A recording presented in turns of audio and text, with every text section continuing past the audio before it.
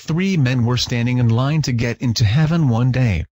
Apparently it had been a pretty busy day though, so St. Peter had to tell the first one, "Heaven's getting pretty close to full today, and I've been asked to admit only people who have had particularly horrible deaths. So what's your story?"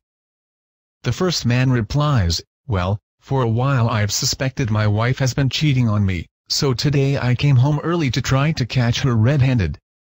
As I came into my 25th floor apartment, I could tell something was wrong, but all my searching around didn't reveal where this other guy could have been hiding.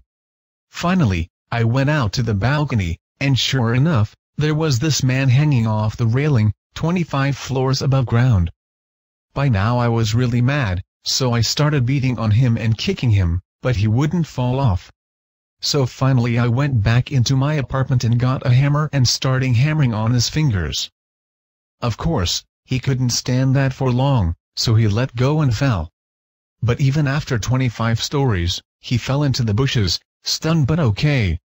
I couldn't stand it anymore, so I ran into the kitchen, grabbed the fridge, and threw it over the edge where it landed on him, killing him instantly.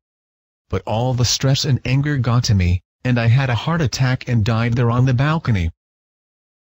"It sounds like a pretty bad day to me," said Peter, and let the man in.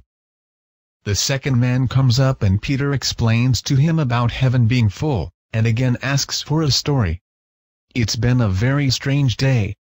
You see, I live on the 26th floor of my apartment building, and every morning I do my exercises out on my balcony. Well, this morning I must have slipped or something, because I fell over the edge. But I got lucky, and caught the railing of the balcony on the floor below me. I knew I couldn't hang on for very long, when suddenly this man burst out onto the balcony.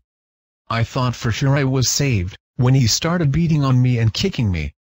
I held on the best I could until he ran into the apartment and grabbed a hammer and started pounding on my hands. Finally I just let go, but again I got lucky and fell into the bushes below, stunned but all right. Just when I was thinking I was going to be okay, this refrigerator comes falling out of the sky and crushes me instantly, and now I'm here."